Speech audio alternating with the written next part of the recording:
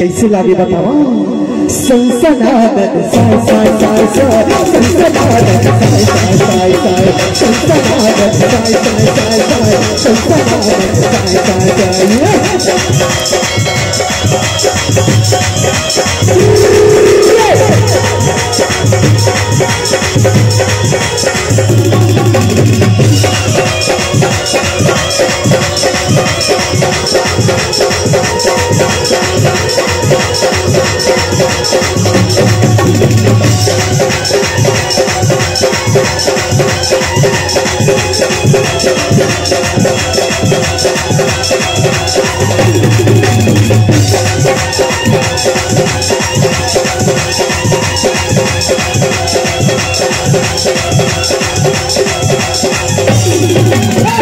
पकड़ कर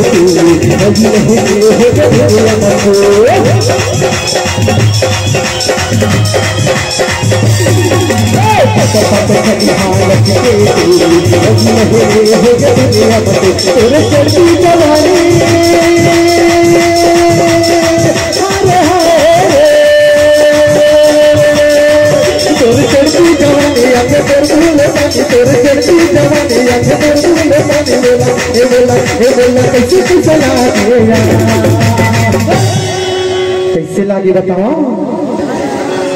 धक धका सी लागे धाए धाए धाए धक धका सी लागे धाए धक धका सी लागे धाए धक धका सी लागे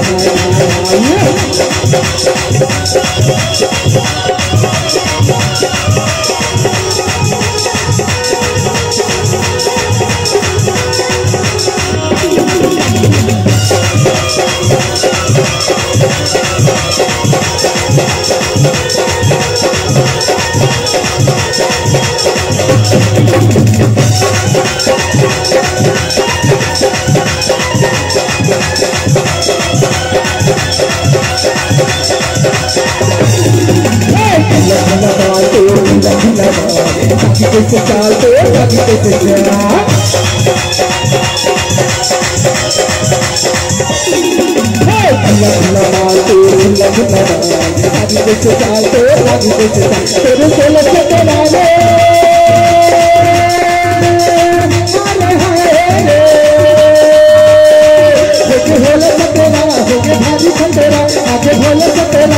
भारी